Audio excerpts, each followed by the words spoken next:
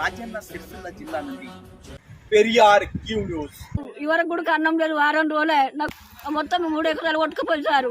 దయచేసి నా కష్టం విసారించి ఏదో నాకు ఇంత అన్నం పెట్టాలి. బాధ్యత కాలు మొక్కుతో దండం పెడతా అని ఎట్లా దూరం కొట్టకు. నువ్వు దయచేసి నేను ఇప్పుడు ఉడక వారం రోజులే సార్. నేను కాడు నడుదామన్న కనుక ఒక బాబు ఎక్కించుకొచ్చింది సార్. ఇక్కడ గొడగొడ వేసుకుంటూ వచ్చిన నేను. అన్నం లేదు, ఏమి లేదు.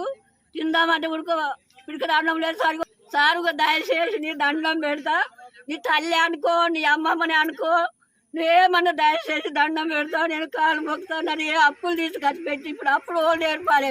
భర్త లేకపోయా, కొడుకు లేకపోతే ఎట్లా బతకాలి సార్. నేను మీదకే నేను అట్టు సారు మంచిగా దండం పెడతా. దయచేసి నా కష్టం కనుకరించి నువ్వేమన్నా నాకు ఇంత దాం చేయాలి. ఎట్లనన్నా చేసి దయచేసి కాలు మొక్తిగా ఆడనే ఉన్నా. నా పొలంలో కూర్చున్నా. ఓళ్ళు గుడక చర్య తీసుకుంటలేరు, ఊరోళ్ళు చర్యలు ఒవ్వరు గుడక చర్య తీసుకుంటలేరు సారు. నాకు అన్నం ఎట్లా బతకాలి సార్. నేను ఏడ బతకాలి? ఓళ్ళు దగ్గర మనుషులు ఉడికిత్తలేరు సార్. నాకు సార్ ఎట్లా ఏడ బతకాలి, ఎటు పోవాలి సార్? నాకు ఇక్కడ అన్నం పెట్టి ఉడక వారం రోజులు రేపటి కొట్టుకుపోయి అప్పులు తీసుకొచ్చుకుంటూ పెట్టిన ఓళ్ళు నేర్పాలి. నీ కాలు మొక్కుతా సారు.